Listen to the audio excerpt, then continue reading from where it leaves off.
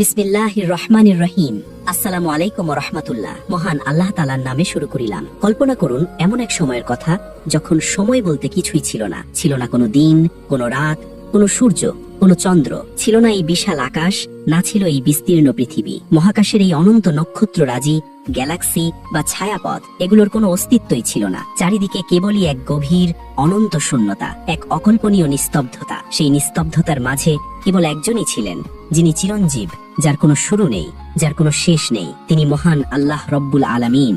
সহিহ বুখারী শরীফের বর্ণনায় এসেছে, ইমরান ইবনে হুসেন রাদিয়াল্লাহু আনহু থেকে বর্ণিত, রাসূলুল্লাহ সাল্লাল্লাহু আলাইহি ওয়াসাল্লাম বলেছেন, আল্লাহ ছিলেন এবং তিনি ব্যতীত আর কিছুই ছিল না, আর তার আরশ ছিল পানির ওপর। ভাবতে পারেন সেই দৃশ্য? আজকের এই কোলাহলপূর্ণ পৃথিবী তখন কোথায় ছিল? তখন মহাবিশ্ব ছিল এক বিশাল জলরাশি আর ধোঁয়ার কুণ্ডলী। মহান আল্লাহর আরশ মোবারক ভাসছিল সেই আদিম পানির ওপর। সৃষ্টির সেই উষা লগ্নে যখন আল্লাহ চাইলেন তার কুদরত প্রকাশ করতে, তখন তিনি কলম সৃষ্টি করলেন, এক বিশাল মহাজাগতিক কলম। আল্লাহ কলমকে আদেশ করলেন, লেখো। কলম ভয়ে কম্পিত হয়ে বলল, হে আমার রব, আমি কি লিখব? আল্লাহ আদেশ করলেন, কিয়ামত পর্যন্ত যা কিছু ঘটবে তার সবকিছু লিখে ফেলো। সেই মুহূর্তেই তাকদীরের সবকিছু লিপিবদ্ধ হয়ে গেল লাউহে মাহফুজে। এরপর এলো সেই মহাজাগতিক মুহূর্ত। আল্লাহ রব্বুল আলামিন এই বিশ্বজগৎ সৃষ্টির ইচ্ছা পোষণ করলেন। পবিত্র কোরআনে আল্লাহ বলেন, অতঃপর তিনি আকাশের দিকে মনোযোগ দিলেন, যা ছিল ধূম্রপুঞ্জ বিশেষ।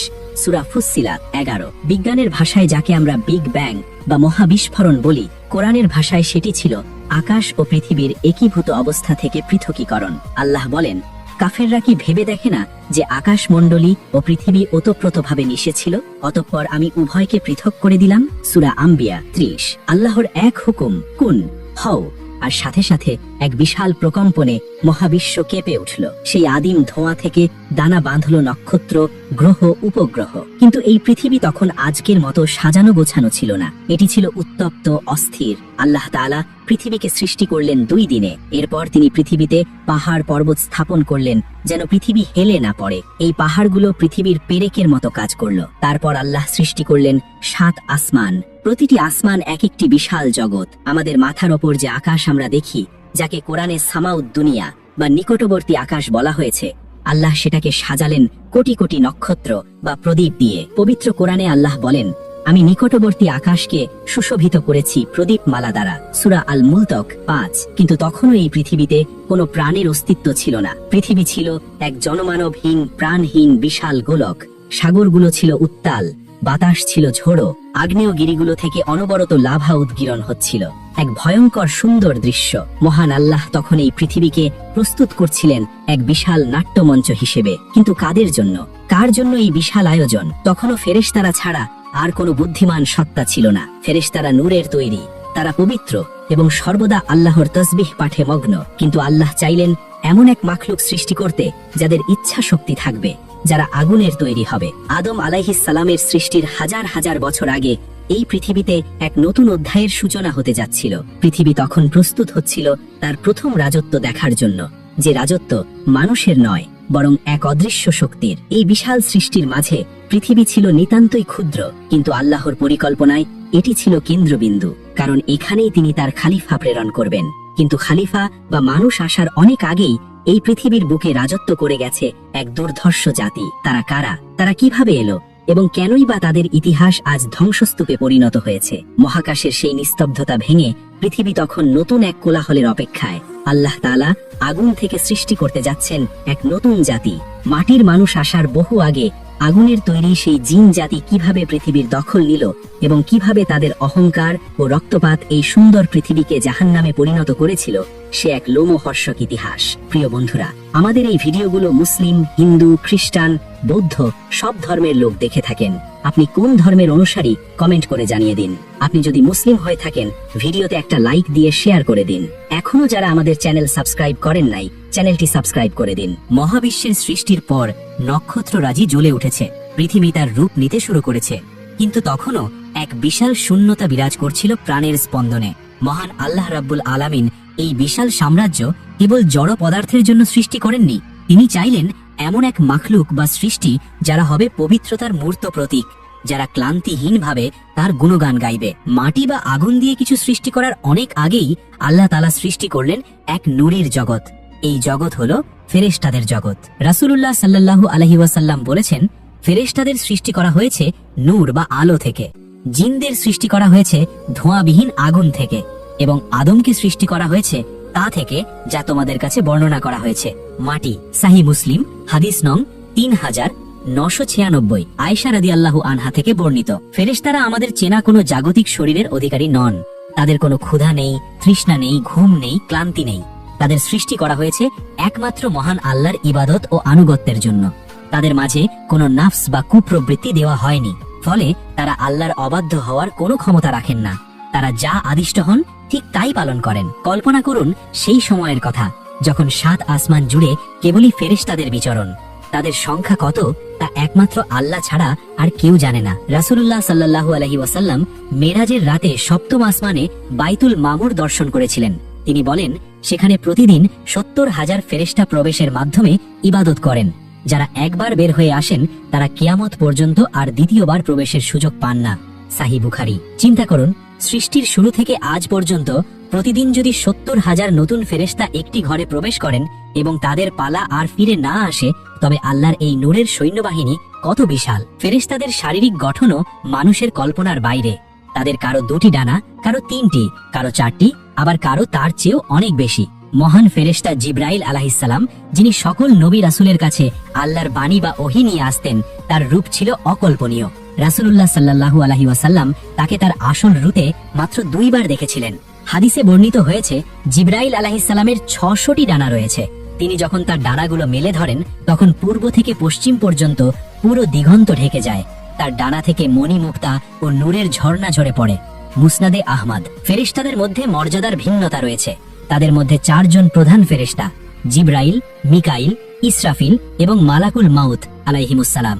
জিবরাইল আলাইহিসসালাম হলেন রুহুল আমিন বা বিশ্বস্ত আত্মা, আল্লাহর শক্তি ও আদেশের বাহক তিনি। মিকাইল আলাইহিসসালাম নিয়োজিত আছেন বৃষ্টি বর্ষণ ও জীবিকা বন্টনের দায়িত্বে।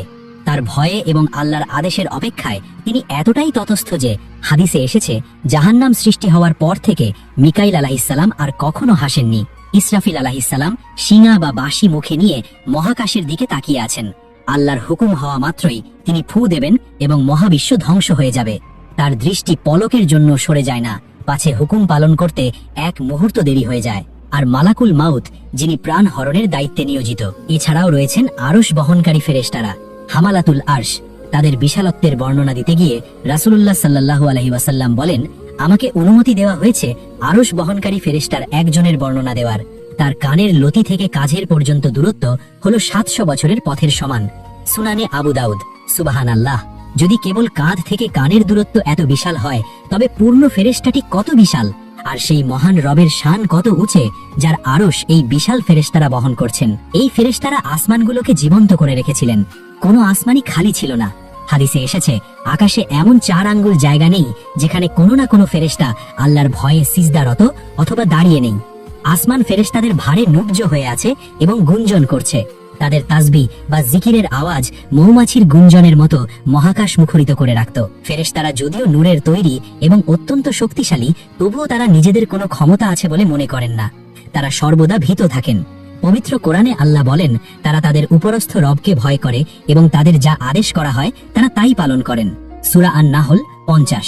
মানুষ সৃষ্টির বহু আগে এই ফেরেশতারাই ছিলেন আল্লাহর দরবারের একমাত্র শ্রোতা ও অনুগত দাস। তারা দেখছিলেন আল্লাহ কিভাবে মহাবিশ্ব সাজাচ্ছেন। তারা দেখছিলেন পৃথিবী নামক গ্রহটির বিবর্তন। উত্তপ্ত পৃথিবী ধীরে ধীরে শান্ত হচ্ছে, সাগরগুলো স্থির হচ্ছে, গাছপালা জন্মাচ্ছে। ফেরেশতারা জানতেন না এই গ্রহে ভবিষ্যতে কি ঘটতে যাচ্ছে। তারা শুধু আল্লাহর নির্দেশে পৃথিবীর বুকে নেমে আসতেন বিভিন্ন দায়িত্ব পালনের জন্য, বাতাস প্রবাহের জন্য, মেঘ চালনার জন্য কিংবা পর্বতের রক্ষণাবেক্ষণের জন্য। ফেরেশতাদের জগৎ ছিল পবিত্র, শান্ত এবং সুশৃঙ্খল। সেখানে কোনো বিদ্রোহ ছিল না, কোনো রক্তপাত ছিল না, কোনো অহংকার ছিল না। তারা একে অপরের সাথে বিবাদ করতেন না। এক অদ্ভুত প্রশান্তি বিরাজ করছিল আল্লাহর সাম্রাজ্যে। কিন্তু আল্লাহ রাব্বুল আলামিন চাইলেন তার সৃষ্টির বৈচিত্র্য প্রকাশ করতে। তিনি এমন এক মাখলুক সৃষ্টি করতে চাইলেন যাদের কেবল স্বভাবগত কারণেই ভালো হবে না, বরং তাদের ভালো ও মন্দ উভয়টিই করার ক্ষমতা থাকবে এবং তারা নিজেদের ইচ্ছায় মন্দকে দমন করে ভালোর পথ বেছে নেবে। ফেরেশতাদের পরীক্ষা নেই, কারণ তাদের প্রবৃত্তি নেই। কিন্তু এবার আল্লাহ এমন এক জাতি সৃষ্টির পরিকল্পনা করলেন যাদের থাকবে প্রবৃত্তি, আবেগ এবং রাগ। পৃথিবীর মাটি তখন প্রস্তুত হচ্ছিল, কিন্তু মাটির মানুষ আসার আগে আল্লাহ আগুন দিয়ে এক নতুন জাতি সৃষ্টি করলেন। নূরের ফেরেশতারা অবাক বিস্ময়ে দেখলেন এক নতুন সৃষ্টি, যারা উজ্জ্বল, দ্রুতগামী এবং শক্তিশালী, কিন্তু তাদের উপাদান নূর নয়, বরং নার বা আগুন। কি আগুনের তৈরি জাতি? তারা কি ফেরেশতাদের মতো শান্ত থাকবে, নাকি পৃথিবীর বুকে প্রথম বিশৃঙ্খলা সৃষ্টি করবে? এখান থেকেই শুরু হবে এক নতুন অধ্যায়, পৃথিবীর প্রথম রাজত্ব, জিন জাতির রাজত্ব। মহাবিশ্বের বিশাল রঙ্গমঞ্চে তখনও মানুষের কোনো পদচারণা নেই। আসমানগুলো ফেরেশতাদের তাসবিহে মুখরিত, কিন্তু পৃথিবী, এই নীল গ্রহটি তখনও জনমানবহীন, বন্য এবং আদিম। পাহাড়ের চূড়া, গভীর সমুদ্রের তলদেশ আর বিশাল অরণ্যগুলো এক নিস্তব্ধতার চাদরে ঢাকা। আল্লাহ রাব্বুল আলামিন চাইলেন এই পৃথিবীতে এমন এক জাতি পাঠাতে, যারা ফেরেশতাদের মতো কেবল আজ্ঞাবহ হবে না, বরং তাদের নিজস্ব বিচার বুদ্ধি থাকবে, ইচ্ছা শক্তি থাকবে। তারা চাইলে ভালো কাজ করে ফেরেশতাদের চেয়েও উপরে উঠতে পারবে, আবার চাইলে মন্দ কাজ করে পশুর চেয়েও নিচে নামতে পারবে। মানব সৃষ্টির হাজার হাজার বছর আগের কথা। আল্লাহ তাআলা তখন সৃষ্টি করলেন জিন জাতিকে। পবিত্র কোরআনে আল্লাহ ইরশাদ করেছেন, আর তিনি জিনকে সৃষ্টি করেছেন ধোঁয়াবিহীন অগ্নিশিখা থেকে। সূরা আর রহমান 15। লক্ষণীয় বিষয় হলো, ধোঁয়াবিহীন আগুন বা আরবিতে যাকে বলা হয় মারিজ। সাধারণ আগুন জ্বালালে সেখানে কালো ধোঁয়া থাকে, কালি থাকে, কিন্তু মারিজ হলো আগুনের সেই শিখা যা অত্যন্ত বিশুদ্ধ, তীব্র এবং শক্তিশালী, যার কোনো ধোঁয়া নেই। এই বিশেষ উপাদান থেকে সৃষ্টি হওয়ার কারণে জিনদের স্বভাব আগুনের মতোই, চঞ্চল, উদ্ধত এবং ঊর্ধ্বমুখী। মাটির তৈরি মানুষের স্বভাব যেমন মাটির মতো স্থির, ভারী এবং বিনীত, ঠিক তেমনি আগুনের তৈরি জিনদের স্বভাবে রয়েছে তীব্রতা এবং অস্থিরতা। সহিহ মুসলিমে বর্ণিত হাদিসে রাসূলুল্লাহ সাল্লাল্লাহু আলাইহি ওয়াসাল্লাম বলেন, ফেরেশতাদের সৃষ্টি করা হয়েছে নূর থেকে, জিনদের সৃষ্টি করা হয়েছে ধোঁয়াবিহীন অগ্নিশিখা থেকে, আর আদমকে সৃষ্টি করা হয়েছে তা থেকে যা তোমাদের বলা হয়েছে, অর্থাৎ মাটি। আদম আলাইহিস সালামের সৃষ্টির প্রায় 2000 বছর আগে জিনদের এই পৃথিবীতে বসবাস শুরু হয়। ইবনে কাসির আল বিদায়া ওয়ান নিহায়া। কল্পনা করুন সেই সময় পৃথিবীটা কেমন ছিল। কোনো শহর নেই, নগর নেই, কেবল প্রকৃতির আদিম রূপ। জিনরা এই পৃথিবীতে এসে তাদের সভ্যতা গড়ে তুলতে শুরু করলো। যেহেতু তাদের শরীর আমাদের মতো রক্তমাংসের কঠিন শরীর নয়, বরং এক প্রকার সূক্ষ্ম শরীর বা এনার্জি ফর্ম, তাই তারা আমাদের চোখের আড়ালে থাকে। জিন শব্দটির আবিধানিক অর্থই হলো যা গুপ্ত বা লুকায়িত। তারা আমাদের দেখতে পায়, কিন্তু আমরা সচরাচর তাদের দেখতে পাই না। আল্লাহ তাআলা জিনদের দিয়েছিলেন অকল্পনীয় ক্ষমতা। তারা চোখের পলকে এক স্থান থেকে 1000 মাইল দূরে যেতে পারে। তারা আগুনের মতো যে কোনো রূপ ধারণ করতে পারে। কেউ সাপের রূপ, কেউ কুকুরের রূপ, আবার কেউ মানুষের রূপও ধারণ করতে পারে। কেউ আকাশে উড়তে পারে, কেউ সাগরের গভীর তলদেশে ডুব দিয়ে মণিমুক্তা তুলে আনতে পারে। শক্তিতে তারা মানুষের চেয়ে বহুগুণ বেশি বলশালী, কিন্তু ফেরেশতাদের সাথে তাদের মূল পার্থক্য হলো ইখতিয়ার বা স্বাধীন ইচ্ছা শক্তি। ফেরেশতাদের কোনো ক্ষুধা তৃষ্ণা বা যৌন আকাঙ্ক্ষা নেই, কিন্তু জিনদের তা আছে। তারা পান আহার করে। রাসূলুল্লাহ সাল্লাল্লাহু আলাইহি ওয়াসাল্লাম বলেছেন, শুকনো গোবর এবং হাড় হলো জিনদের খাবার। সহিহ বুখারী। তাদের মধ্যে নারী পুরুষ আছে, তারা বিবাহ বন্ধনে আবদ্ধ হয় এবং তাদের সন্তান সন্ততি হয়। তাদের সমাজ ব্যবস্থা অনেকটা মানুষের মতোই। তাদের মধ্যেও রাজা, প্রজা, ধনী, দরিদ্র এবং বিভিন্ন গোত্র রয়েছে। আল্লাহ তাআলা জিন এবং মানুষ উভয় জাতিকে একটা মহৎ উদ্দেশ্যে সৃষ্টি করেছেন। কোরআনে আল্লাহ বলেন, আমি জিন এবং মানুষকে সৃষ্টি করেছি কেবল এজন্যই যারা আমার ইবাদত করবে। সূরা আল জারিয়াত 56। শুরুর দিকে জিন জাতি আল্লাহ এই উদ্দেশ্য পালন করছিল। তারা পৃথিবীতে আল্লাহ ইবাদত করত। আকাশের ফেরেশতারা উপর থেকে দেখতেন পৃথিবীর বুকে আগুনের তৈরি এই মাখলুকগুলো সিজদা করছে। তখন পৃথিবী ছিল শান্ত। জিনদের প্রথম পিতা, যাকে অনেক তাফসীরকারক জান নামে অভিহিত করেছেন, তার বংশধরেরা পৃথিবীর আনাচে কানাচে ছড়িয়ে পড়ল। কিন্তু আগুনের স্বভাব কি বেশিক্ষণ শান্ত থাকে? আগুন যেমন দাউ দাউ করে জ্বলে উঠতে চায়, যা পায় তা গ্রাস করতে চায়, জিনদের স্বভাবও ধীরে ধীরে বদলাতে শুরু করলো। তাদের মধ্যে দেখা দিল অহংকার, লোভ এবং হিংসা। যে স্বাধীন ইচ্ছা শক্তি আল্লাহ তাদের দিয়েছিলেন পরীক্ষা হিসেবে, তারা সেটার অপব্যবহার শুরু করলো। ফেরেশতারা আসমান থেকে শঙ্কিত হয়ে দেখছিলেন যে পৃথিবী আল্লাহর জিকিরে শান্ত থাকার কথা, সেখানে শুরু হলো দলাদলি। এক গোত্রের জিন অন্য গোত্রের উপর চড়াও হতে লাগলো। ক্ষমতার লোভ তাদের অন্ধ করে দিল। আগুনের ফুলকি যেমন ছড়িয়ে পড়ে ধ্বংস ডেকে আনে, জিনদের ফিতনাও তেমনি পৃথিবীর বুকে ছড়িয়ে পড়তে শুরু করলো। এটি ছিল একটা ঝড়ের পূর্বাভাস। পৃথিবীর বুকে প্রথম সভ্যতা গড়ে তুলেছিল জিনরা, কিন্তু সেই সভ্যতা টিকিয়ে রাখার মতো ধৈর্য কি তাদের ছিল, নাকি তাদের ধমনীতে প্রবাহিত আগুনের তেজ তাদের ধ্বংসের দিকে ঠেলে দেবে? মানব ইতিহাসের পাতা উল্টালে আমরা মিশরীয়, ব্যাবিলনীয় বা সিন্ধু সভ্যতার কথা জানতে পারি, কিন্তু এই সব কিছুর 1000 বছর আগে এই পৃথিবীর বুকেই গড়ে উঠেছিল এক অদৃশ্য ও শক্তিশালী সভ্যতা, যার কোনো ধ্বংসাবশেষ আজ আর খুঁজে পাওয়া যায় না। সেটি ছিল জিনদের সভ্যতা। আদম আলাইহিস সালামের পদধূলি পড়ার বহু আগে এই পৃথিবীর নদ নদী, পাহাড় পর্বত এবং অরণ্যগুলো ছিল জিনদের পদচারণায় মুখরিত। আল্লাহ রব্বুল আলামিন যখন জিন জাতিকে সৃষ্টি করলেন এবং তাদের পৃথিবীতে বসবাস করার অনুমতি দিলেন, তখন পৃথিবী ছিল এক অপার সৌন্দর্যের আধার। জিনরা তাদের স্বভাবজাত ক্ষমতার বলে পৃথিবীর দুর্গম স্থানগুলোতে বসতি স্থাপন করতে শুরু করলো। মানুষের মতো তাদের ঘরবাড়ি তৈরির জন্য ইট পাথরের প্রয়োজন হতো না। তাদের কেউ কেউ বসবাস করত গভীর সমুদ্রের তলদেশে, কেউ পাহাড়ের গহীন গুহায়, আবার কেউ বাতাসের ঝাপটায় মরুভূমির বুকে। তাদের জীবনযাত্রা ছিল বৈচিত্র্যময়। যেহেতু তাদের শরীর আগুনের তৈরি, তাই তাদের শক্তি ছিল অকল্পনীয়। তারা চোখের পলকে এক মহাদেশ থেকে অন্য মহাদেশে যাতায়াত করতে পারত। আজকের বিজ্ঞানের যুগে আমরা যে প্রযুক্তির স্বপ্ন দেখি, জিনরা তাদের জন্মগত ক্ষমতার বলেই তা করত। তারা সমুদ্রের তলদেশ থেকে মণিমুক্তা তুলে এনে তাদের জগৎ সাজাত। পাহাড়ের চূড়ায় বসে তারা নক্ষত্ররাজির দিকে তাকিয়ে মহান রবের তাসবিহ পাঠ করত। প্রাথমিক যুগে জিনদের মধ্যে একত্ববাদ ও ন্যায় বিচার প্রতিষ্ঠিত ছিল। তাদের নবী বা পথপ্রদর্শকরা তাদের আল্লাহের হুকুম মেনে চলার নির্দেশ দিতেন। আসমান থেকে ফেরেশতারা আল্লাহের রহমত নিয়ে তাদের কাছে আসতেন। পৃথিবী জুড়ে তখন লা ইলাহা ইল্লাল্লাহের ধ্বনি উচ্চারিত হতো। জিনরা জামাতবদ্ধ হয়ে সালাত আদায় করত। তাদের সমাজ ব্যবস্থায় ছিল গোত্রপতি, বিচারক এবং শাসক। তারা বিবাহ করত, সন্তান জন্ম দিত এবং পরিবার গড়ে তুলত। এই সময়কালেই জিনদের মধ্যে এক বিশেষ ব্যক্তিত্বের উত্থান ঘটে, যার নাম ছিল আজাজিল, যাকে আমরা ইবলিস নামে চিনি। সে ছিল জিন জাতির অন্যতম সেরা ইবাদতকারী। তার জ্ঞান, প্রজ্ঞা এবং ইবাদতের একাগ্রতা ছিল বিস্ময়কর। সে সময় আজাজিল কিন্তু অভিশপ্ত ছিল না, বরং সে ছিল বড় মাপের আবেদ ও আলেম। বর্ণিত আছে সে পৃথিবীর এক স্থান থেকে অন্য স্থানে কেবল আল্লাহের সিজদা করার জন্য ছুটে বেড়াতো। পৃথিবীর এমন কোনো বিগত জায়গা বাকি ছিল না যেখানে আজাজিল আল্লাহের উদ্দেশ্যে সিজদা করেনি। তার এই কঠোর সাধনা এবং পবিত্রতা দেখে ফেরেশতারাও বিস্মিত হতেন। কিন্তু আগুনের একটি স্বভাব হলো, এটি যেমন আলো দেয় তেমনি এটি দাহ্য এবং ধ্বংসাত্মক। জিনদের ধমনীতে প্রবাহিত সেই নার বা আগুনের তেজ সবসময় শান্ত থাকে না। দীর্ঘ সময় ধরে পৃথিবীতে রাজত্ব করার পর জিনদের মধ্যে বিলাসিতা ও ক্ষমতার লোভ জন্ম নিতে শুরু করলো। সভ্যতার উন্নতির সাথে সাথে তাদের মধ্যে বিভেদ সৃষ্টি হতে লাগলো। এক গোত্র অন্য গোত্রকে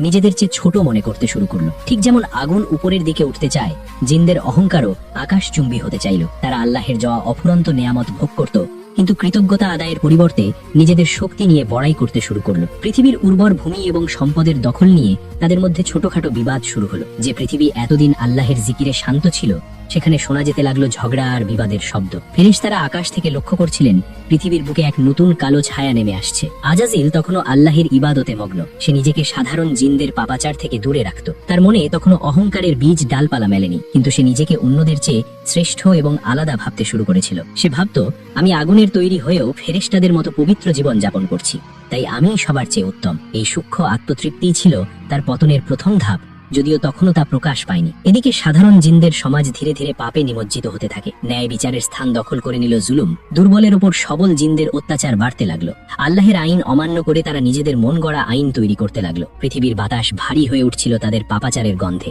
আসমানি কিতাবের জ্ঞান ভুলে গিয়ে তারা শিরক ও কুসংস্কারে জড়িয়ে পড়ল। আল্লাহ তাআলা তাদের সতর্ক করার জন্য যুগে যুগে তাদের স্বজাতি থেকেই সতর্ককারী প্রেরণ করেছিলেন। কিন্তু মানুষের ইতিহাসের মতোই জিনরাও তাদের নবীদের অমান্য করল, কাউকে কাউকে হত্যাও করল। এভাবেই এক সোনালী সভ্যতার গায়ে কলঙ্কের দাগ লাগতে শুরু করলো। যে জিনজাতি হওয়ার কথা ছিল আল্লাহের খলিফা বা প্রতিনিধি, তারা হয়ে উঠল ফিতনা বা বিশৃঙ্খলার ধারক। ফেরেশতারা শঙ্কিত হয়ে উঠলেন। তারা আল্লাহের কাছে কোনো প্রশ্ন করার সাহস পেলেন না।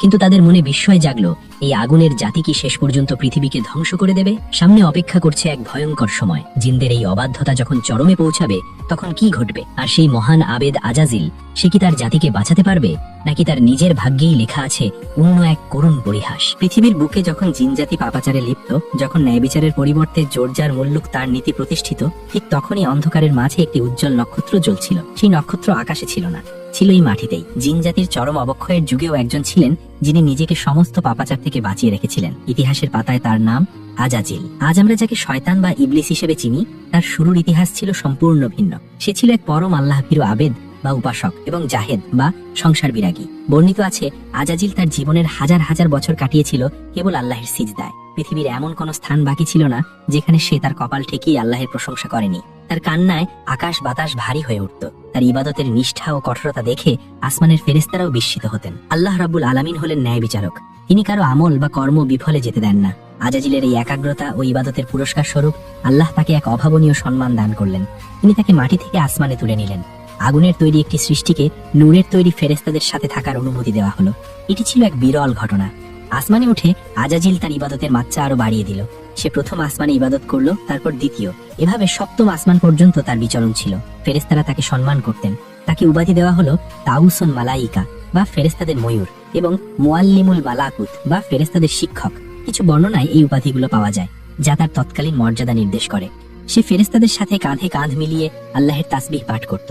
দেখতে ফেরেশতাদের মতো না হলেও তার মর্যাদা ছিল তাদেরই সমকক্ষ। কিন্তু এখানেই এক সূক্ষ্ম পার্থক্য ছিল যা খালি চোখে দেখা যাচ্ছিল না। ফেরেশতারা আল্লাহর ইবাদত করেন কারণ তাদের সৃষ্টিই করা হয়েছে ইবাদতের জন্য। তাদের মাঝে পাপ করার কোনো ক্ষমতাই নেই। কিন্তু আজাজিলের মাঝে ছিল নফস বা প্রবৃত্তি। সে চাইলেই পাপ করতে পারত, কিন্তু সে তার নফসকে দমন করে ইবাদত করছিল। এই পার্থক্য থেকেই আজাজিলের মনে এক গোপন ব্যাধির জন্ম হলো। ব্যাধিটির নাম উজুব বা আত্মতৃপ্তি, যা ধীরে ধীরে তাকাব্বুর বা অহংকারের রূপ নিচ্ছিল। সে মনে মনে ভাবত, এই ফেরেশতারা তো আল্লাহের হুকুম মানতে বাধ্য, এদের কোনো কৃতিত্ব নেই। কিন্তু আমি আগুনের তৈরি, আমার রাগ আছে, কামনা আছে, তবু আমি সবকিছু ত্যাগ করে আল্লাহের প্রিয় হয়েছি। সুতরাং আমি এদের চেয়ে শ্রেষ্ঠ, আমার মতো কেউ নেই। এই চিন্তাটি ছিল বিষের মতো। আগুনের শিখা যেমন উপরের দিকে ওঠে, আজাজিলের মনও তেমনি নিজেকে সবার উপরে ভাবতে শুরু করলো। সে তার নিজের জাতি, পৃথিবীর সেই পাপাচারী জিনদের চরম ঘৃণা করত। সে তাদের অধঃপতন দেখে লজ্জা পেত না, বরং নিজেকে তাদের চেয়ে আলাদা ও পবিত্র ভেবে গর্ববোধ করত। সে আল্লাহের কাছে দোয়া করত যেন তাকে ওই নিকৃষ্ট জিনদের সাথে আর সম্পর্ক রাখতে না হয়। এদিকে আল্লাহ রাব্বুল আলামিন তো আলিমুন বিজাতিস সুদূর, অন্তর্যামী। তিনি জানতেন আজাজিলের বাহ্যিক ইবাদতের আড়ালে তার অন্তরে কি সুপ্ত অহংকার দানা বাঁধছে। ইবাদত যখন বিনয়ের পরিবর্তে গর্বের কারণ হয়ে দাঁড়ায়, তখন তার আল্লাহের কাছে গ্রহণযোগ্য থাকে না। আল্লাহ চাইলেন তাকে পরীক্ষা করতে, কিন্তু সেই পরীক্ষার সময় তখনও আসেনি। ততদিনে পৃথিবীর অবস্থা শোচনীয় হয়ে পড়েছে। জিনের ফিতনা, মারামারি আর রক্তপাত এমন পর্যায়ে পৌঁছালো যে পৃথিবীর পরিবেশ দূষিত হয়ে উঠল। তাদের পাপের ভারে পৃথিবী কাঁপছিল। নিরীহ জিন ও প্রাণীকুল আল্লাহের কাছে ফরিয়াদ জানাচ্ছিল। আল্লাহ তাআলা সিদ্ধান্ত নিলেন এই বিশৃঙ্খলার অবসান ঘটাতে হবে। তিনি আসমানের ফেরেশতাদের ডাকলেন। একটি বিশাল বাহিনী প্রস্তুত করা হলো পৃথিবীর বুকে অভিযান চালানোর জন্য। এই পবিত্র অভিযানের নেতৃত্ব কে দেবে? ফেরেশতাদের দৃষ্টি পড়ল তাদের মধ্যে থাকা সেই মহীয়সী ইবাদতকারী আজাজিলের উপর। আজাজিলও তৈরি হলো। সে চাইল তার নিজের পাপাচারী স্বজাতিকে ধ্বংস করে নিজের শ্রেষ্ঠত্ব আরো একবার প্রমাণ করতে। ফেরেশতাদের সেই নূরের লস্কর আর তাদের সাথে আগুনের তৈরি আজাজিল সবাই প্রস্তুত হলো পৃথিবীর দিকে নেমে আসার জন্য। এক মহাযুদ্ধের দামামা বাজতে শুরু করলো। এই যুদ্ধ কেবল জিনদের বিরুদ্ধে ছিল না, এটি ছিল পৃথিবীর বুক থেকে পাপ মুছে ফেলার অভিযান। কিন্তু আজাজিল জানত না এই বিজয়ী হবে তার পতনের মূল কারণ। সে জানত না তার এই ক্ষমতার দাপটি তাকে অন্ধ করে দেবে, যা তাকে এমন এক দুঃসিদ্ধান্তের দিকে নিয়ে যাবে যা মহাবিশ্বের ইতিহাসে সবচেয়ে বড় ট্র্যাজেডি হিসেবে লেখা হবে। আসমান থেকে নেমে আসছে ফেরেশতাদের বাহিনী, হাতে তাদের নূরের চাবুক। সামনে অপেক্ষা করছে এক রক্তক্ষয়ী অধ্যায়। পৃথিবী তখন জ্বলছে। যে সবুজ শ্যামল পৃথিবী আল্লাহ তাআলা অপার মমতায় সাজিয়েছিলেন, তা এখন এক ধ্বংসস্তূপে পরিণত হয়েছে। জিনদের দীর্ঘ রাজত্বকালে যে সভ্যতা গড়ে উঠেছিল, তা এখন ক্ষমতার লোভ আর গৃহযুদ্ধে বিলীন হওয়ার পথে। আসমান থেকে ফেরেশতারা তাকিয়ে দেখতেন নদ নদীর পানি আর স্বচ্ছ নেই, তার রক্তে লাল হয়ে গেছে। বাতাসের সাথে মিশে আছে পোড়া গন্ধ আর স্বজাতি হত্যার আর্তনাদ। আল্লাহ তাআলা কুরআনে ফেরেশতাদের সেই আশঙ্কার কথা উল্লেখ করেছেন যা তারা আদম সৃষ্টির সময় প্রকাশ করেছিলেন। আপনি কি সেখানে এমন কাউকে সৃষ্টি করবেন যে ফাসাদ বা বিশৃঙ্খলা সৃষ্টি করবে এবং রক্তপাত ঘটাবে? সূরা বাকারা 30। ফেরেশতাদের এই অভিজ্ঞতার ভিত্তি ছিল জিনদের এই সময়কার কার্যকলাপ। জিনরা এতটাই নিচে নেমে গিয়েছিল যে তারা আল্লাহর নাম নেওয়া বন্ধ করে দিয়েছিল। তারা নিজেদের খোদা দাবি করতে শুরু করেছিল। অবশেষে ধৈর্যের সীমা অতিক্রান্ত হলো। আল্লাহর আরশ থেকে চূড়ান্ত ফয়সালা এলো। আসমানের দরজাগুলো খুলে গেল। মেঘমালার আড়াল থেকে নেমে এলো ফেরেশতাদের এক বিশাল বাহিনী। তাদের হাতে ছিল নূরের চাবুক এবং আসমানি অস্ত্র। এই বাহিনীর নেতৃত্বে বা অগ্রভাগে ছিলেন সেই মহান আবেদ আজাজিল। কল্পনা করুন সেই মুহূর্তটি। বিদ্রোহী জিনরা তখনও নিজেদের অহংকারে মত্ত। হঠাৎ আকাশ বিদীর্ণ করে হাজার হাজার নূরের জ্যোতি নেমে আসতে শুরু করলো। ফেরেশতাদের আগমনে পৃথিবী প্রকম্পিত হয়ে উঠল। ফেরেশতারা সংখ্যায় কত ছিলেন তা অজানা, কিন্তু তাদের তেজ ছিল সহ্য সীমার বাইরে। যুদ্ধ শুরু হলো। একপাশে বিদ্রোহী পাপাচারী জাদুকর ও অহংকারী জিনদের দল, অন্য পাশে আল্লাহর পবিত্র ফেরেশতা বাহিনী এবং আজাজিল। এটি কোনো সাধারণ যুদ্ধ ছিল না, আগুনের গোলা বনাম নূরের ঝলকানি। জিনরা তাদের মায়াবী শক্তি দিয়ে প্রতিরোধ করার চেষ্টা করলো, কিন্তু আল্লাহর বাহিনীর সামনে তা ছিল খড়কুটোর মতো। এই যুদ্ধে আজাজিলের ভূমিকা ছিল সবচেয়ে ভয়ঙ্কর। সে তার নিজের জাতির বিরুদ্ধে এমন আক্রোশে ঝাঁপিয়ে পড়ল যা দেখে মনে হচ্ছিল সে তার অতীত মুছে ফেলতে চায়। সে প্রতিটি বিদ্রোহী জিনকে খুঁজে খুঁজে বের করছিল এবং হত্যা করছিল। তার মনে কাজ করছিল এক অদ্ভুত মনস্তত্ত্ব। আমি এই পাপী আগুনের জাতি নই। আমি এদের ধ্বংস করে প্রমাণ করব যে আমি একমাত্র আল্লাহ প্রেমী। আমি এই পৃথিবীর যোগ্য উত্তরাধিকারী। আজাজিল তার তরবারি বা শক্তি দিয়ে হাজার হাজার জিনকে হত্যা করলো। তার দাপটে ভীত হয়ে জিনরা পালাতে শুরু করলো। তারা বুঝতে পারল আসমানি গজব থেকে পালানোর কোনো পথ নেই। ফেরেশতারা তাদের তাড়া করলেন। সমতল ভূমি থেকে বিতাড়িত হয়ে জিনরা আশ্রয় নিল দুর্গম পাহাড়ে, গহীন অরণ্যে এবং মহাসাগরের বিচ্ছিন্ন দ্বীপপুঞ্জে। হাদিস ও ইতিহাসের বর্ণনায় এসেছে ফেরেশতাদের এই অভিযানের ফলে জিন জাতি পৃথিবী থেকে প্রায় নির্মূল হয়ে গিয়েছিল। যারা বেঁচে ছিল তারা লুকিয়েছিল মানুষের চোখের আড়ালে।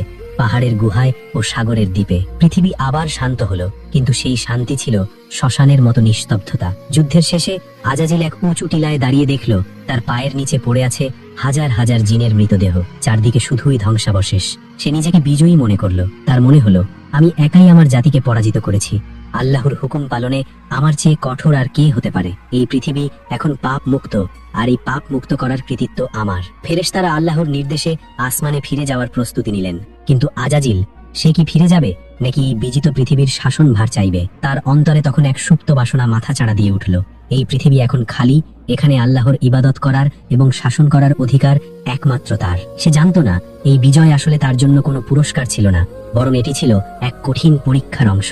সে তার স্বজাতিকে হত্যা করেছে ঠিকই, কিন্তু নিজের ভেতরের অহংকার নামক শত্রুকে সে চিনতে পারেনি। রক্তে ভেজা এই পৃথিবীর মাটিতে দাঁড়িয়ে আজাজিল যখন নিজেকে সর্বশ্রেষ্ঠ ভাবছিল, তখন আরশে আজিমে এক নতুন ঘোষণা আসার প্রস্তুতি চলছিল।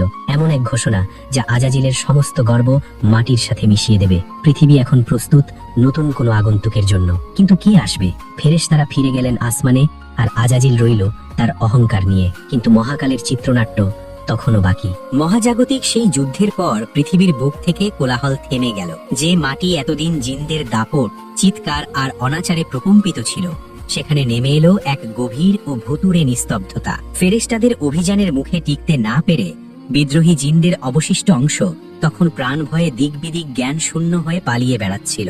আল্লাহ রাব্বুল আলামিন ফেরেশতাদের নির্দেশ দিয়েছিলেন পৃথিবীকে পাপাচার মুক্ত করতে, কিন্তু তিনি জিন জাতিকে সমূলে ধ্বংস করতে চাননি। কারণ কিয়ামত পর্যন্ত তাদের বংশধরদের অস্তিত্ব থাকার বিধান আল্লাহের ইলমে বা জ্ঞানে ছিল। তাই ফেরেশতারা তাদের হত্যা না করে তাড়িয়ে দিলেন লোকালয় থেকে বহু দূরে। বিখ্যাত সাহাবী হযরত আব্দুল্লাহ ইবনে আব্বাস রাজিয়ের থেকে বর্ণিত আছে, যখন জিনরা পৃথিবীতে ফিতনা সৃষ্টি করল এবং রক্তপাত ঘটালো, তখন আল্লাহ তাআলা ফেরেশতাদের একটি বাহিনী প্রেরণ করলেন।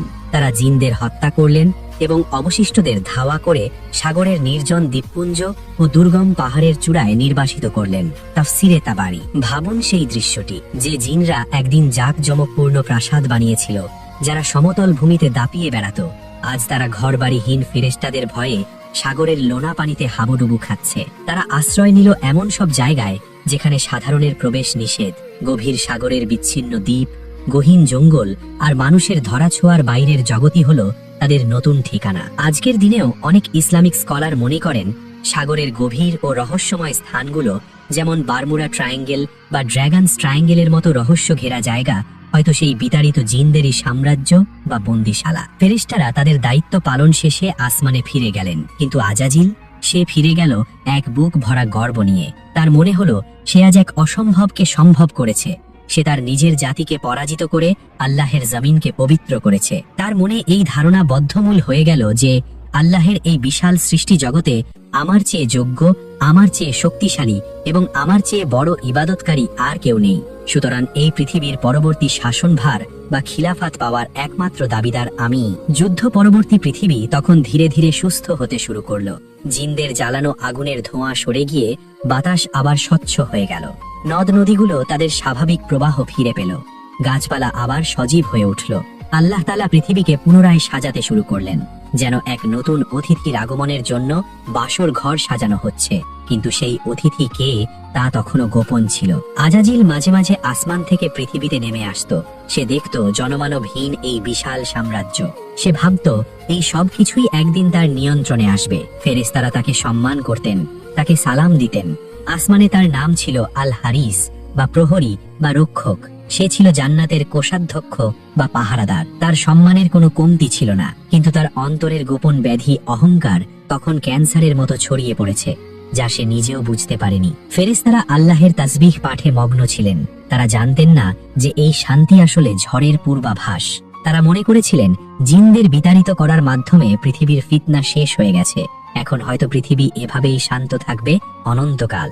কিন্তু আল্লাহের পরিকল্পনা বা তাকদীর বোঝা কোন সৃষ্টির পক্ষে সম্ভব নয়। আল্লাহ তাআলা তখন এমন এক সিদ্ধান্ত নিতে যাচ্ছিলেন যা মহাবিশ্বের ইতিহাসে সবচেয়ে বড় চমক হিসেবে আবির্ভূত হবে। তিনি মাটি থেকে এমন এক সৃষ্টি তৈরি করবেন যার জ্ঞান হবে ফেরেশতাদের চেয়েও বেশি, যার মর্যাদা হবে সবার উপরে। পৃথিবী তখন পুরোপুরি প্রস্তুত। সাগরের ঢেউগুলো আছড়ে পড়ছে তীরে, পাখিরা গান গাইছে, বাতাস বইছে মৃদু লয়ে। কিন্তু এই সুন্দর প্রকৃতির মাঝেই লুকিয়ে আছে এক গভীর রহস্য। আসমানের ফেরেশতারা এবং আজাজিল সবাই অপেক্ষা করছে কি হবে এরপর। তখনই সপ্তম আসমানের উপরে আরশে আজিমের নিচে এক গম্ভীর ঘোষণা উচ্চারিত হওয়ার সময় ঘনিয়ে এলো। এমন এক ঘোষণা যা শুনে ফেরেশতারা ভয়ে কেঁপে উঠবেন, আর আজাজিলের স্বপ্নের প্রাসাদ চূর্ণ বিচূর্ণ হয়ে যাবে।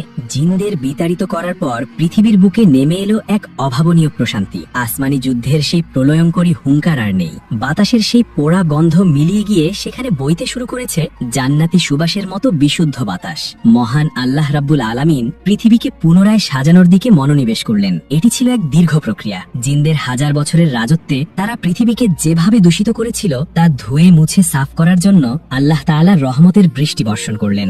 দিনের পর দিন, মাসের পর মাস অবিরাম বৃষ্টিতে পৃথিবীর মাটি ধুয়ে পবিত্র হলো, সাগরের জলরাশি শান্ত হলো, পাহাড়গুলো পুনরায় সবুজের চাদরে ঢেকে গেল, উপত্যকাগুলো ফুলে ফলে ভরে উঠল। পৃথিবীর এই নবযৌবন দেখে মনে হচ্ছিল সে যেন কোনো বিশেষ অতিথির আগমনের অপেক্ষায় দিন গুনছে। কিন্তু সেই অতিথি কে তা মহাবিশ্বের কোনো সৃষ্টিই জানত না। ফেরেশতারা আসমান থেকে এই দৃশ্য দেখতেন এবং আল্লাহর প্রশংসা করতেন। তারা ভাবতেন, আলহামদুলিল্লাহ, ফিতনা শেষ হয়েছে, পৃথিবী এখন পবিত্র, এখন থেকে অনন্তকাল এখানে কেবল আল্লাহর জিকির হবে। ফেরেশতাদের ধারণা ছিল জিনদের বিতরণের পর এই পৃথিবীর আর কোনো শাসকের প্রয়োজন নেই। আসমান থেকে ফেরেশতারাই আল্লাহর হুকুম অনুযায়ী এর রক্ষণাবেক্ষণ করবেন। কিন্তু এই ধারণা ভুল ছিল একজনের, তিনি আজাজিল। আজাজিল তখন আসমান এবং জমিন উভয় জগতেই বিচরণ করত। ফেরেশতাদের শিক্ষক এবং নেতাদের কাতারে থাকার কারণে তার মর্যাদা ছিল আকাশচুম্বী। যুদ্ধের পর সে প্রায় পৃথিবীতে নেমে আসত। সে একাই ঘুরে বেড়াত জনমানবহীন বিশাল প্রান্তর, পাহাড়ের চূড়া এবং নদীর তীরে। কল্পনা করুন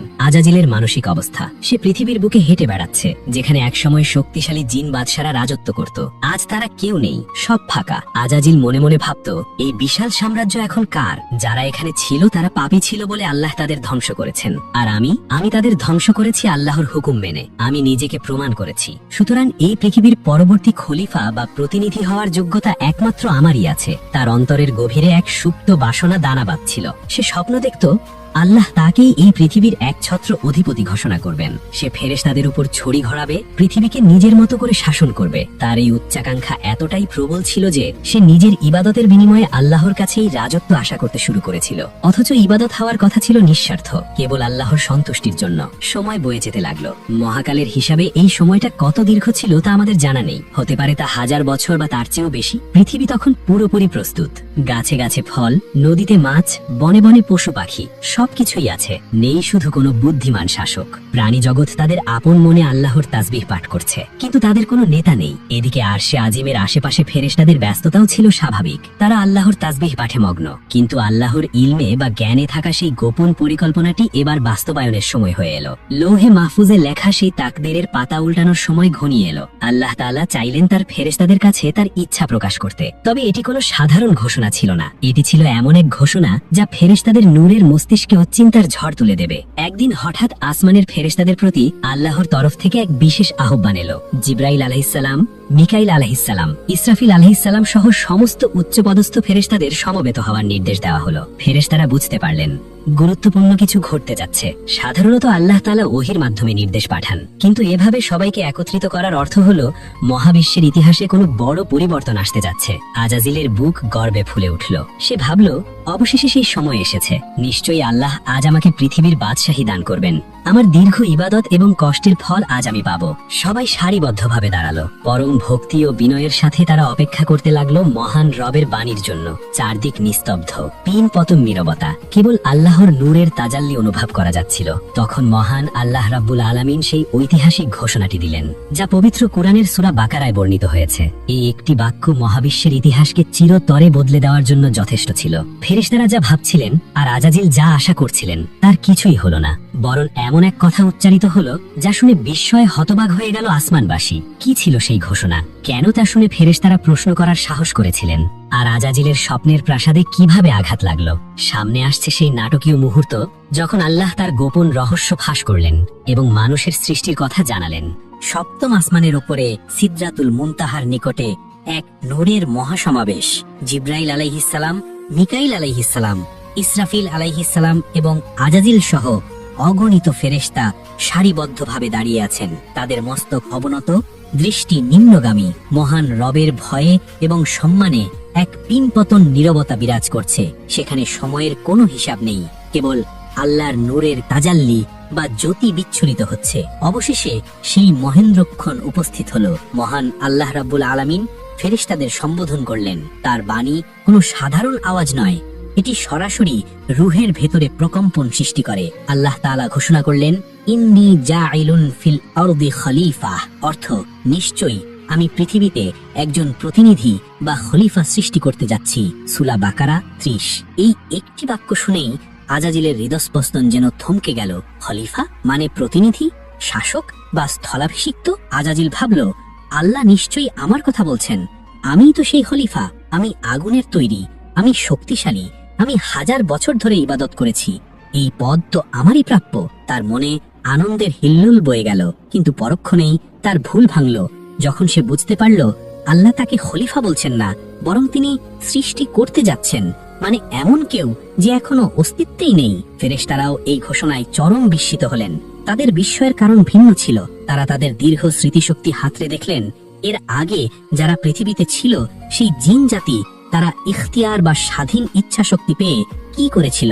তারা রক্তপাত করেছিল, ফিতনা সৃষ্টি করেছিল এবং আল্লাহর নাফরমানি করেছিল। ফেরেশতারা ভাবলেন, আবার কি সেই একই ইতিহাসের পুনরাবৃত্তি হবে? আবার কি পৃথিবীতে এমন কেউ যাবে যারা মারামারি করবে, কাটাকাটি করবে? ফেরেশতারা আল্লাহর হুকুমের প্রতি দ্বিমত পোষণ করেননি, নাউজুবিল্লাহ। কারণ ফেরেশতারা বিদ্রোহ করতে পারেন না, কিন্তু তারা বিষয়টি বুঝতে চাইলেন। তাদের মনে যে শঙ্কা জেগেছিল তা তারা অত্যন্ত বিনয় ও আদবের সাথে আল্লাহর কাছে পেশ করলেন। কুরআনের ভাষায় তাদের সেই প্রশ্নটি ছিল এমন, আপনি কি সেখানে এমন কাউকে সৃষ্টি করবেন যে ফাসাদ বা বিশৃঙ্খলা সৃষ্টি করবে এবং রক্তপাত ঘটাবে? অথচ আমরাই তো আপনার প্রশংসিত তাসবিহ পাঠ করছি এবং আপনার পবিত্রতা ঘোষণা করছি। সূরা বাকারা 30। এই কথার অর্থ ছিল, হে আমাদের রব, আমরা কি আপনার ইবাদতের জন্য যথেষ্ট নই? আমাদের জীবনে কোনো পাপ নেই, আমরা দিন রাত আপনার পবিত্রতা বর্ণনা করি। তাহলে কেন মাটির তৈরি এমন এক মাখলুক দরকার যাদের প্রবৃত্তি থাকবে, যারা পাপ করার ক্ষমতা রাখবে? এরা তো জিনদের মতোই পৃথিবীকে নষ্ট করবে। আল্লাহ রাব্বুল আলামিন তো মহাজ্ঞানী, তিনি অতীত, বর্তমান এবং ভবিষ্যৎ সবকিছুই জানেন। ফেরেশতারা দেখছিলেন কেবল মানুষের মাটির দিকটা, তাদের সম্ভাব্য পাপাচারের দিকটা, কিন্তু আল্লাহ দেখছিলেন মানুষের ভেতরের নূরের দিকটা। তিনি দেখছিলেন এই মাটির মানুষের মধ্য থেকেই আসবেন হযরত ইব্রাহিম আলাইহিসসালাম, হযরত মুসা আলাইহিসসালাম এবং হযরত মুহাম্মদ সাল্লাল্লাহু আলাইহি ওয়াসাল্লামের মতো মহামানবরা। তিনি দেখছিলেন এই মানুষেরাই নফসের সাথে জিহাদ করে, সমস্ত প্রলোভন উপেক্ষা করে গভীর রাতে আল্লাহর জন্য সিজদায় লুটিয়ে পড়বে, যা ফেরেশতাদের ইবাদতের চেয়েও আল্লাহর কাছে প্রিয় হবে। তাই ফেরেশতাদের প্রশ্নের জবাবে আল্লাহ তাআলা এক সংক্ষিপ্ত কিন্তু গভীর উত্তর দিলেন, ইন্নী আ'লামু মা লা তা'লামুন, অর্থ নিশ্চয়ই আমি যা জানি তোমরা তা জানো না। সূরা বাকারা 30। এই উত্তরের পর ফেরেশতারা একেবারে চুপ হয়ে গেলেন। তারা বুঝতে পারলেন আল্লাহর এই পরিকল্পনার পেছনে এমন কোনো বিশাল রহস্য বা হিকমত আছে যা তাদের জ্ঞানের সীমার বাইরে। তারা লজ্জিত হলেন এবং তওবা করলেন। তাদের আর কোনো প্রশ্ন রইল না। তারা সম্পূর্ণভাবে আল্লাহর ইচ্ছার কাছে আত্মসমর্পণ করলেন। কিন্তু আজাজিল, তার অবস্থা ছিল ভিন্ন। আল্লাহর উত্তর শুনে ফেরেশতারা শান্ত হলেও আজাজিলের বনের ভেতরে আগুন দাউ দাউ করে জ্বলে উঠল। আমি যা জানি তোমরা তা জানো না। আল্লাহর এই কথার রহস্য সে ভেদ করতে চাইল। সে ভাবতে লাগলো, কি এই নতুন সৃষ্টি মাটি দিয়ে তৈরি হবে? মাটি তো এক তুচ্ছ বস্তু, একে পা দিয়ে মারানো যায়। আর আমি আগুন, আমি সবকিছু জ্বালিয়ে দিতে পারি। আমি ঊর্ধ্বে থাকি, মাটির তৈরি কোনো কিছু কিভাবে আমার চেয়ে শ্রেষ্ঠ হতে পারে? আল্লাহ তাআলা তখন জিব্রাইল আলাইহিস সালামকে আদেশ করলেন পৃথিবী থেকে মাটি সংগ্রহ করে আনতে, যে মাটি দিয়ে প্রথম মানুষ আদম আলাইহিস সালামের দেহ তৈরি হবে। এটি কোনো সাধারণ মাটি নয়, সারা পৃথিবীর সমস্ত অংশের সারাংশ বা নির্যাস দিয়ে তাকে তৈরি করা হবে। ফেরেশতাদের জগৎ তখন এক নতুন ব্যস্ততায় মেতে উঠল। কিন্তু আজাজিল এক কোণে দাঁড়িয়ে রইল, তার চোখ ভরা হিংসা আর মনে এক রাশ ঘৃণা। সে প্রতিজ্ঞা করল সে দেখবে এই মাটির পুতুল আসলে কি দিয়ে তৈরি। সে এর শেষ দেখে ছাড়বে। আল্লাহর দরবার থেকে হুকুম জারি হয়ে গেছে, এখন শুরু হবে সৃষ্টির প্রক্রিয়া। ফেরেশতারা ছুটলেন পৃথিবীর দিকে, কিন্তু মাটি কি এত সহজে ধরা দেবে? পৃথিবীর মাটিও তো জানে এই মানুষ একদিন তার বুকে রক্ত ঝরাবে, পাপাচার করবে, তাই মাটিও কেঁদে উঠল। সামনে অপেক্ষা করছে এক আবেগপূর্ণ দৃশ্য, মাটির কান্না, ফেরেশতাদের ব্যর্থতা এবং অবশেষে মৃত্যু ফেরেশতা আজরাইল আলাইহিস সালামের কঠোরতা। কিভাবে সংগৃহীত হলো আদমের শরীরের উপাদান? মহান আল্লাহ রাব্বুল আলামিন যখন ফেরেশতাদের জানালেন যে তিনি মানুষ সৃষ্টি করতে যাচ্ছেন, তখন ফেরেশতাদের প্রশ্ন ও বিস্ময়ের পর্ব শেষ হলো। এবার শুরু হলো সৃষ্টির মূল প্রক্রিয়া। আল্লাহ তাআলা চাইলেন এই নতুন সৃষ্টির মূল উপাদান হোক মাটি। যে মাটির উপর তারা বসবাস করবে, সেই মাটি দিয়েই তাদের শরীর গঠিত হবে এবং মৃত্যুর পর তারা আবার সেই মাটিতেই মিশে যাবে। আল্লাহ রাব্বুল আলামিন প্রধান ফেরেশতা জিব্রাইল আলাইহিস সালামকে আদেশ দিলেন, পৃথিবীতে যাও এবং সেখান থেকে এক মুঠো মাটি নিয়ে এসো। জিব্রাইল আলাইহিস সালাম মহান আল্লাহর আদেশে পৃথিবীর বুকে নেমে এলেন। তিনি যখনই মাটি নিতে হাত বাড়ালেন, তখন পৃথিবী এক অদ্ভুত আচরণ করল। পৃথিবী বুঝতে পেরেছিল যে এই মাটি দিয়ে এমন এক জাতি তৈরি হবে যাদের মধ্যে কেউ কেউ আল্লাহর নাফরমানি করবে এবং তার শাস্তি স্বরূপ তারা জাহান্নামের আগুনে জ্বলবে। মাটির বুক থেকে তৈরি হওয়া সন্তান আগুনে পুড়বে, এই ভয়ে পৃথিবী কেঁপে উঠল। পৃথিবী আল্লাহর দোহাই দিয়ে জিব্রাইল আলাইহিস সালামকে বলল, আমি তোমার কাছে আল্লাহর আশ্রয় চাইছি, তুমি আমার অঙ্গহানি করো না, আমার অংশ নিয়ে এমন কাউকে সৃষ্টি করো না যারা পাপ করবে এবং শাস্তির মুখোমুখি হবে। পৃথিবীর এই করুণ আরতি শুনে দয়ালু ফেরেশতা জিব্রাইল আলাইহিস সালামের মন গলে গেল। তিনি মাটি না নিয়েই খালি হাতে আল্লাহর দরবারে ফিরে গেলেন। তিনি বললেন, হে আল্লাহ, পৃথিবী আপনার নাম দিয়ে আশ্রয় চেয়েছে, তাই আমি তাকে কষ্ট দিয়ে মাটি আনতে পারিনি। এরপর আল্লাহ তাআলা পাঠালেন মিকাইল আলাইহিস সালামকে, কিন্তু পৃথিবীর সেই একই ফরিয়াদ শুনে তিনিও মাটি না নিয়ে ফিরে এলেন। অবশেষে আল্লাহ তাআলা পাঠালেন মালাকুল মাউত বা মৃত্যুর ফেরেশতা আজরাইল আলাইহিস সালামকে। তিনি যখন পৃথিবীতে নামলেন, পৃথিবী আবার সেই একই আকুতি জানালো। পৃথিবী বলল, আল্লাহর দোহাই, আমাকে অক্ষত থাকতে দাও। কিন্তু আজরাইল আলাইহিস সালাম ছিলেন কর্তব্যের প্রতি অবিচল। তিনি আবেগের চেয়ে আল্লাহর আদেশকে প্রাধান্য দিলেন। তিনি পৃথিবীকে বললেন, আমিও আল্লাহর কাছে আশ্রয় চাইছি এই বলে যে আমি যেন তার আদেশ পালন না করে খালি হাতে ফিরে না যাই। এই বলে তিনি পৃথিবীর কোনো আকুতি না শুনে মাটি তুলে নিলেন। তবে তিনি কেবল এক জায়গার মাটি নিলেন না, তিনি পৃথিবীর বিভিন্ন প্রান্ত থেকে নরম মাটি, শক্ত মাটি, কালো মাটি, লাল মাটি, সাদা মাটি, উর্বর মাটি এবং লোনা মাটি, সব ধরনের মাটির সারাংশ বা নির্যাস এক মুঠোয় সংগ্রহ করলেন। রাসূলুল্লাহ সাল্লাল্লাহু আলাইহি ওয়াসাল্লাম বলেছেন, আল্লাহ আদমকে সৃষ্টি করেছেন এক মুঠো মাটি থেকে, যা সমস্ত পৃথিবী থেকে সংগ্রহ করা হয়েছিল। তাই বনি আদম বা মানুষ মাটির গুণাগুণ অনুযায়ী বিভিন্ন রকম হয়েছে। কেউ লাল, কেউ সাদা, কেউ কালো, কেউ এর মাঝামাঝি, কেউ নরম স্বভাবের, কেউ কঠোর, কেউ ভালো এবং কেউ মন্দ। আজরাইল আলাইহিস সালাম সেই মাটির মিশ্রণ নিয়ে আল্লাহর দরবারে উপস্থিত হলেন। আল্লাহ সেই মাটিকে কবুল করলেন। এরপর শুরু হলো এই মাটিকে প্রক্রিয়াজাত করার কাজ। এটি কোনো সাধারণ মূর্তি তৈরির মতো ছিল না, এটি ছিল মহাকালের শ্রেষ্ঠ শিল্পকর্ম। প্রথমে সেই শুষ্ক মাটিকে ভেজানো হলো। এই মাটি তখন কাদা মাটিতে পরিণত হলো, যাকে কুরআনে বলা হয়েছে তিন বা টিন। এরপর সেই কাদাকে দীর্ঘ সময় ফেলে রাখা হলো। তা আঠালো ও চটচটে কাদায় পরিণত হলো, যাকে বলা হয় তিন লাজিব বা আঠালো কাদা। এরপর সেই কাদামাটি কালো বর্ণ ধারণ করলো এবং তা থেকে এক প্রকার গন্ধ বের হতে শুরু করলো।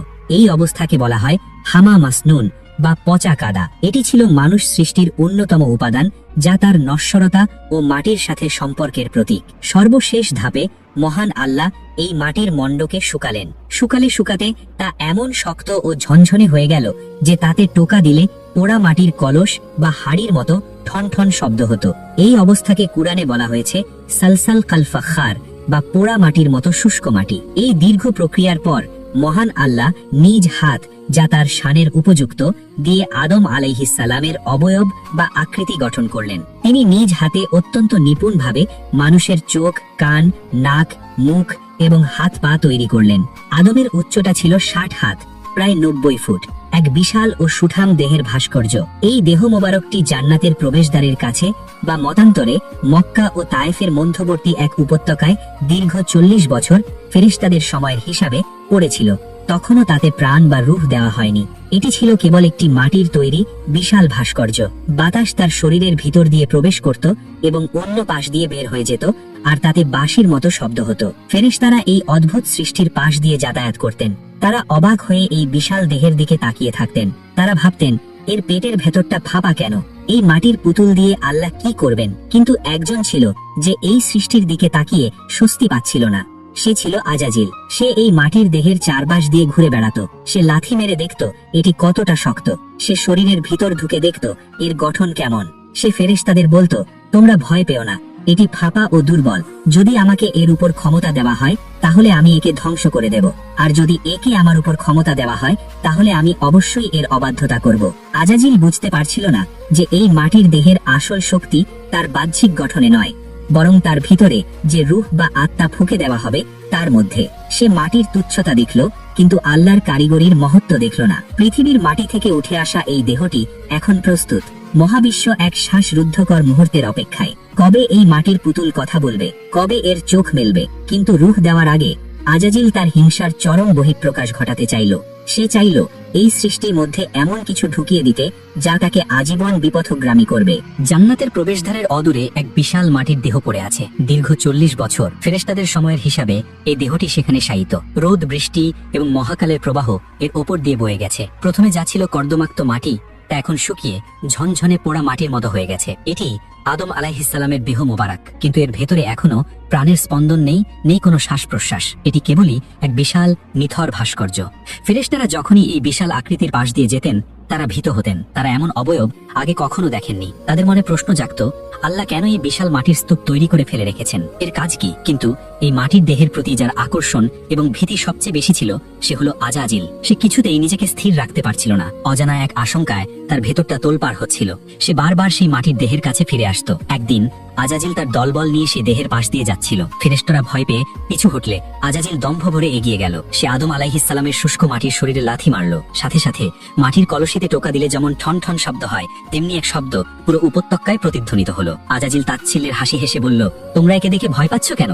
এটি তো ফাঁপা, এর ভেতরটা শূন্য। আজাজিল কেবল লাথি মেরেই ক্ষান্ত হলো না। সহিহ মুসলিম ও অন্যান্য হাদিস গ্রন্থের বর্ণনায় ইঙ্গিত পাওয়া যায় সেই দেহের মুখ দিয়ে প্রবেশ করে এর পেছন দিক দিয়ে বের হয়ে আসতো। সেই মাটির দেহকে গভীরভাবে পর্যবেক্ষণ করত। সে ফেরেশতাদের বলল, আমি পরীক্ষা করে দেখেছি এটি আজওয়াফ বা ফাঁপা সৃষ্টি। এটি নিজের সত্তাকে ধরে রাখতে পারবে না। এর ক্ষুধা লাগবে, এর প্রবৃত্তি থাকবে। একে পথভ্রষ্ট করা খুবই সহজ। আজাজিলের এই কথাগুলোর মধ্যে ছিল গভীর হিংসা।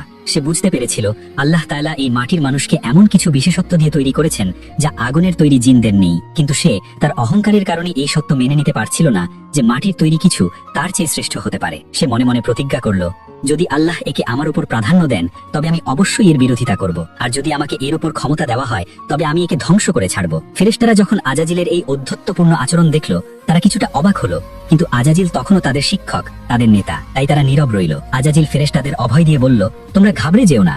যদি রব এই মাটির পুতুলকে জীবন দেন এবং আমাদের হুকুম করেন একে সম্মান দেখাতে, তবু আমি একে গ্রাহ্য করব না, কারণ আগুনের তেজ মাটির চেয়ে অনেক বেশি। আসলে আজাজিল তখনও জানতো না যে এই মাটির দেহের ভেতরে আল্লাহ কি মহামূল্যবান বস্তু গচ্ছিত রেখেছেন। সে দেখছিল কেবল বাইরের আবরণ, কিন্তু আল্লাহ প্রস্তুত করছিলেন ভেতরের জগৎ। অবশেষে সেই অপেক্ষার প্রহর শেষ হলো। আল্লাহ রাব্বুল আলামিন সিদ্ধান্ত নিলেন তিনি এখন এই মাটির দেহে তার বিশেষ রূহ বা আত্মা ফুঁকে দেবেন। আল্লাহ তাআলা সমস্ত ফেরেশতাদের সমবেত হবার নির্দেশ দিলেন। এটি ছিল মহাজাগতিক এক দরবার। জিব্রাইল, মিকাইল, ইসরাফিল, আজাজিল এবং অগণিত ফেরেশতা সারিবদ্ধভাবে দাঁড়ালেন। আদম আলাইহিসসালামের সেই বিশাল দেহটি তাদের সামনে শায়িত। আল্লাহ রাব্বুল আলামিন ফেরেশতাদের উদ্দেশ্য করে এক কঠোর আদেশ জারি করেন। কোরআনে আল্লাহ বলেন, যখন আমি তাকে পূর্ণাঙ্গ রূপ দেব এবং তার মধ্যে আমার রূহ ফুঁকে দেব তখন তোমরা তার প্রতি সিজদা অবনত হবে। সূরা আল হিজার 29। এই আদেশের অর্থ পরিষ্কার।